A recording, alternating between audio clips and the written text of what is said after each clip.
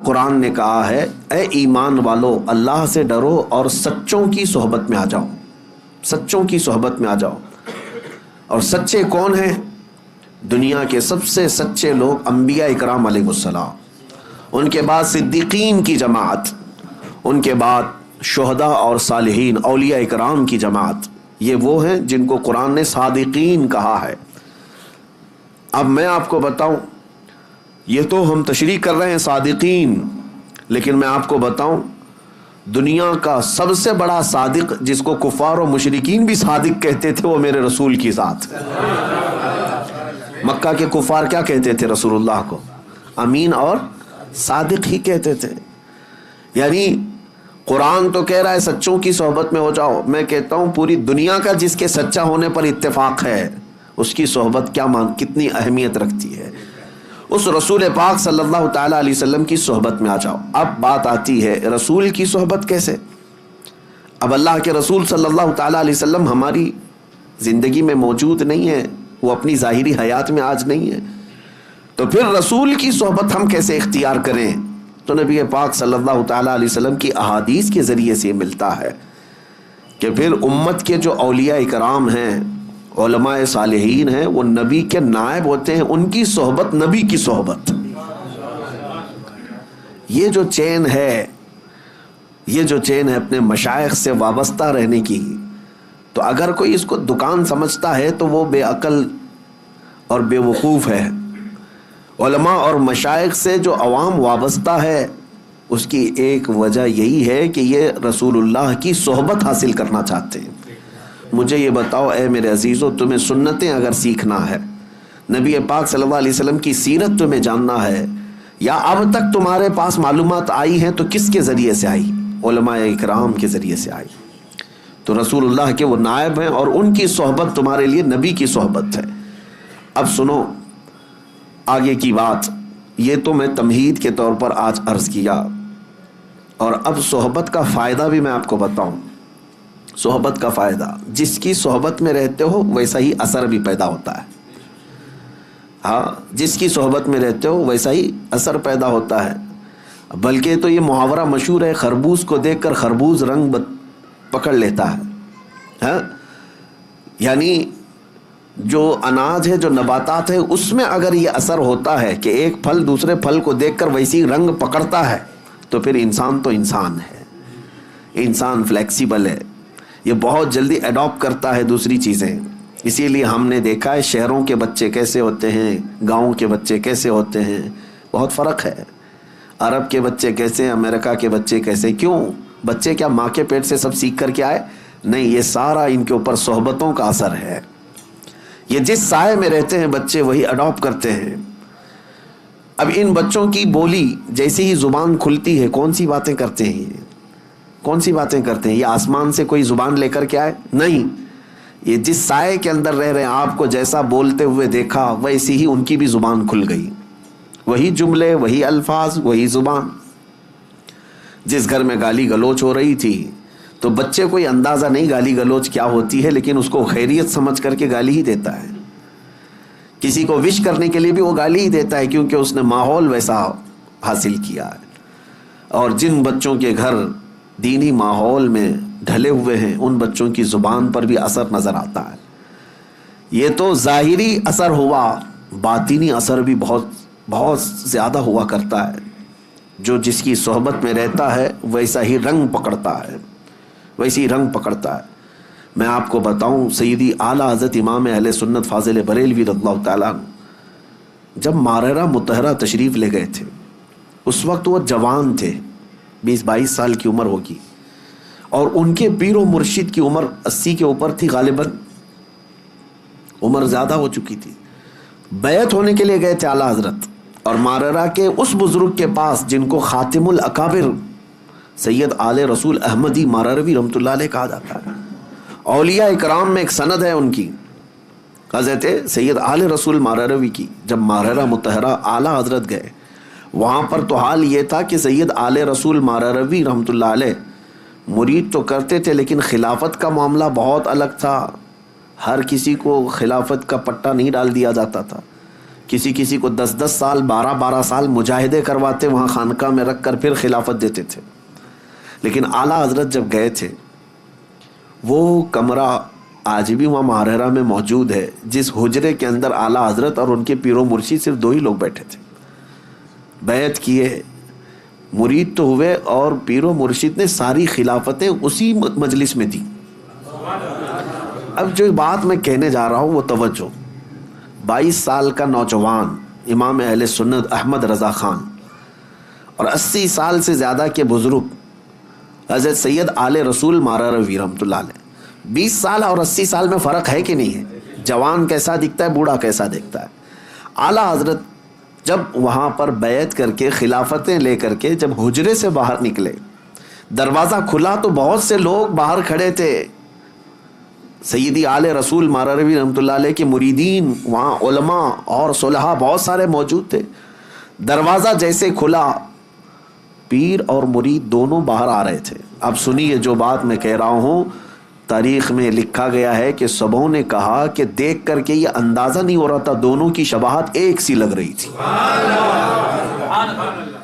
دونوں کی شباہت ایک جیسی لگ رہی تھی. یہ چند لمحوں کی صحبت مرشد کی 22 سال کے جوان کو خاتم الاکابر کی شباہت عطا کرتی ہے. یہ باطنی صحبت ہے, یہ باطنی صحبت ہے. اور صحبت کا اثر میں آپ کو بتاؤں, بد ہیں تو کیا ہوا, صحبت اچھوں کی ہو. اسی لیے اعلیٰ حضرت نے کیا کہا ہے, کیسے آقاؤں کا بندہ ہوں رضا, بول بالے میری سرکاروں کے.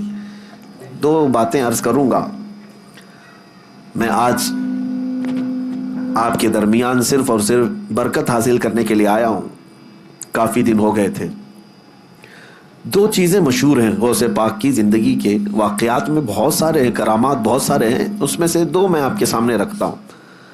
ایک بار اپنی خانقاہ میں سلطان الاولیاء سیدنا عبد القادر جیلانی رضی اللہ تعالیٰ عنہ آرام فرما رہے ہیں اور محو خواب ہیں, اور آپ کو سوتے ہوئے دیکھ کر کے ایک چور اندر داخل ہوا. مشہور ہے, اس چیز کو آپ نے سنا ہے.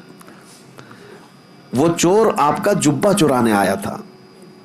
سنا ہے کہ غوث پاک کا جبہ بڑا قیمتی ہوتا تھا, ایک بار چوری کر لے تو پھر پوری زندگی اس کی چل پڑے.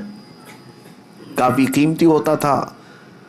تو چور اندر داخل ہوا, ابھی وہ جبہ ہاتھ میں اٹھایا ہی تھا کہ دروازے پر دستک ہو گئی. تو غوث پاک رضی اللہ تعالیٰ عنہ نے آنکھیں کھولے بغیر کہا آ جائیے اندر. دروازہ کھلا, اندر آئے ایک صاحب. وہ کون تھے؟ حضرت خضر علیہ السلام تھے. حضرت خضر علیہ السلام آئے اور کہا سیدی, کس سے؟ حضرت شیخ عبد القادر جیلانی رضی اللہ تعالیٰ عنہ سے. کہا بصرہ کے یا کسی شہر کے قطب کا انتقال ہو گیا, وہاں پر قطب اب کون ہوگا؟ یہ تعینات جو ہوتے ہیں, ہر شہر میں ایک قطب ہوتا ہے اللہ کا, ایک ولی ہوتا ہے. یہ غوث العظم دستگیر رضی اللہ تعالیٰ عنہ کے زمانے میں تصرف اللہ نے ان کو عطا کیا تھا. حضرت خضر علیہ السلام ان سے پوچھتے ہیں کہ اس شہر کا قطب کون ہوگا؟ غوث پاک رحمۃ اللہ تعالیٰ علیہ آنکھیں کھولے بغیر کہتے ہیں وہ دروازے کے پیچھے کھڑے, انہیں لے جائیے. جو جبہ ہاتھ میں پکڑے ہوئے کھڑا تھا کہ اب پکڑا جاؤں, اب پکڑا جاؤں, اب پکڑا جاؤں گا. اور آنکھیں کھولے بغیر پیران پیر نے کہا وہ دروازے کے پیچھے جو کھڑے ان کو لے جائیے. حضرت خضر علیہ السلام نے دروازہ کھینچا تو دیکھا ایک سادہ سا آدمی ہے, جبہ ہاتھ میں اٹھایا ہوا ہے اور تھر تھر کانپ رہا ہے. کہا کہ چلیے مبارک ہو, اللہ نے آپ کو قطبیت عطا کی, اسی لیے کہ شیخ عبد القادر جیلانی کی زبان سے نکلا ہے, چلیے ہمارے ساتھ.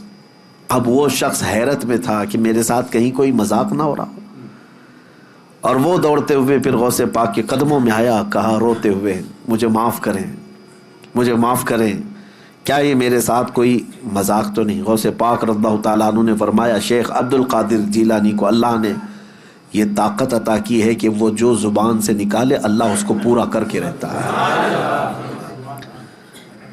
کہا کہ میں یہاں کس غرض سے آیا تھا آپ کو پتا ہے؟ میرے ہاتھ میں آپ کا اٹھایا ہوا جبہ تھا. غوث پاک رضی اللہ تعالیٰ عنہ نے فرمایا سب ہمیں پتا ہے, اور ہم چاہتے ہیں کہ تمہارے اس منصب کو, تمہاری اس ڈیوٹی کو بدل کر کے دوسری ڈیوٹی دے دی جائے. اب یہ واقعہ تو ہم نے سنا، کئی مرتبہ سنا، لیکن ایک بزرگ سے میں نے سنا اور انہوں نے یہ بیان فرمایا اور کہا کہ بیٹا آپ جانتے ہو چوری کرنے والے کو تو سزا دی جاتی ہے، اسلام سزا دیتا ہے، اور یہاں وہ جبہ ہاتھ میں لے کر چرایا ہوا آدمی رنگے ہاتھوں پکڑا گیا، سزا دیتے ہاتھ کاٹتے ہیں، اور اس کو بجائے اس کے کہ صرف معاف کر کے چھوڑتے پھر قطبیت کا مقام بھی دے دیا۔ یہ سوال جب آتا ہے ذہن میں تو پھر اس بزرگ نے فرمایا کہ بات در حقیقت یہ ہے کہ اللہ کریم بھی نسبتیں دیکھتا ہے، وہ چور چوری تو کیا تھا لیکن ہاتھ میں دامن کس کا تھا؟ ہاتھ میں کیا تھا؟ غوث پاک کا جبہ تھا، جبہ جو پکڑا تھا یہ نسبت نے اس کو، اس صحبت نے اس کو مقام قطبیت تک پہنچا دیا۔ اب میں آپ سے کہتا ہوں کہ غوث پاک کا جبہ پکڑے تو قطبیت کے مقام پر پہنچے، اور جو رسول اللہ کے قدموں پر جان دے اسے رب ذوالجلال غوثیت کے مقام پر پہنچاتا ہے۔ ایک بات یاد رکھیں، نبی پاک صلی اللہ علیہ وسلم پر جو صحابہ نے اپنی جانیں دی ہیں حضور اکرم صلی اللہ تعالیٰ علیہ وسلم کی محبت میں، غوث، قطب، ابدال، نجبہ، شرفا کوئی وہاں تک نہیں پہنچ سکتے جہاں رسول اللہ کے صحابہ پہنچے۔ کیوں؟ صحبت کا اثر ہے، صحبت کا اثر ہے۔ اسی لیے صحبت چن کر کے اختیار کرو، کہیں ایسا نہ ہو کہ بعد میں پچھتانا پڑے۔ ہم نے تو پولیس کو بھی دیکھا ہے، خامخواہ کچھ لوگوں کو اٹھاتے ہیں اور لے جاتے ہیں پکڑ کر کے، کیا قصور ہے بھائی اس کا؟ کہا فلاں نشیڑی کے ساتھ تو یہ بھی کانٹیکٹ میں تھا، کانٹیکٹ میں تو تھا ہی، ہم اس کو تلاشی لیں گے، کہیں اس کا بھی جرم نکل گیا تو وہی سزا اس کی بھی ہوگی، ابھی تو شک میں اٹھائے ہیں۔ میرے عزیزو، حال تو اب یہ ہے کہ اگر غلط لوگوں کا فون بھی 2-3 بار ہمارے فون پہ آ گیا تو بھی آپ اندر جا سکتے ہیں۔ یہ صحبت کا اثر آپ دیکھو، دنیا میں جب آپ کو پکڑا سکتا ہے تو پھر آخرت میں کس قدر سخت ہوگا، اندازہ کرو میرے عزیزو۔ اس لیے اپنی صحبت کو پاک رکھو، اپنی صحبت کو پاک رکھو۔ ایسا نہیں ہے، بعض لوگ یہ کہتے ہیں کہ ہم تو اس میں کچھ حصہ نہیں لیتے، میں سب کی بات نہیں کر رہا، اب صحبت کے لیے بعض تفریق بھی میں آپ کو بتا دوں، عوام الناس، آپ لوگوں کے لیے یہ ضروری ہے کہ اپنی صحبت کا انتخاب خوب اچھا رکھو، اپنی اولاد کے لیے بھی۔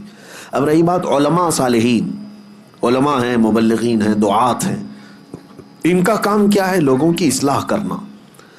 مثال کے طور پر اگر ہم چند نشہ خور لوگوں کے درمیان اگر بیٹھے ہیں تو اس کا مطلب یہ نہیں کہ ہم ان کی صحبت حاصل کر رہے ہیں، ہم یہ چاہتے ہیں کہ ہماری چھاپ ان کے دل پر ڈالی جائے۔ تو یہ صرف علماء، دعات، مبلغین کا کام ہے۔ جیسے ڈاکٹر مریضوں کے بیچ میں رہتا ہے تو بیماری نہیں لیتا بلکہ ان کی بیماری کو دور کرتا ہے، لیکن عوام الناس، عام لوگ اگر بیماروں کے ساتھ رہنے لگے تو پھر یہ کہا جائے گا کہ یہ بیماری یہ بھی لے لے گا، یہ کہا جاتا ہے۔ لہٰذا ایک واقعہ تو غوث پاک کا میں نے بتایا کہ چور بھی مقام قطبیت پر پہنچ گیا، وجہ کیا تھی؟ دامن ہاتھ میں کس کا تھا؟ غوث اعظم کا تھا۔ اسی لیے جمیل قادری رحمۃ اللہ تعالی علیہ یوں فرماتے ہیں، عزیزو کر چکو تیار جب میرے جنازے کو، تو لکھ دینا کفن پر نام والا غوث اعظم کا۔ اب دوسری بات، بغداد مقدسہ میں جو ایک واقعہ مشہور ہے کہ حضرت شیخ احمد جام اپنی شیر کی سواری کرتے ہوئے بغداد کے کسی بھی محلے میں جاتے تو اس محلے والے ایک گائے ان کے شیر کو قربان کر دیا کرتے تھے۔ وہ غوث پاک کے محلے میں آئے اور بولا کہ جاؤ شیخ عبد القادر جیلانی کی خانقاہ سے بھی ایک گائے ہمارے شیر کے لیے لے آؤ۔ غوث پاک نے منع نہیں فرمایا، اپنے خادم سے کہا لے جاؤ لنگر خانے سے جو گائے ہوگی، لے کر کے گئے۔ لیکن وہاں پر ہڈیاں کھا کر پلنے والا ایک کتا، پالا ہوا نہیں، پلا ہوا، دونوں میں بہت فرق ہے۔ پالا ہوا نہیں، خود سے پلا ہوا کتا نکلا ساتھ میں، اسے کسی نے ٹرین کر کے بھیجا نہیں تھا، اسی لیے میں نے لفظ میں ہی کہا کہ پالا ہوا نہیں ہے، پلا ہوا۔ اور غوث پاک رضی اللہ تعالیٰ عنہ کے آستانے سے جب وہ گائے شیر کے قریب پہنچی تو شیر بھوکا جھپٹا مارنے ہی والا تھا کہ یہ کتا اس پر جھپٹا مارا اور دم زدن میں شیر کو چیر کر کے رکھ دیا۔ یہ شاید واقعہ ایسا پہلا ہوگا کہ ایک کمزور کتا جنگل کے راجا پر بھاری ہو گیا ہو. اب تک ہم سنتے یہی آئے تھے کہ جانوروں میں شیر جو ہے راجا ہوتا ہے، لیکن یہاں راجا کا باجا ختم ہو گیا. کیوں؟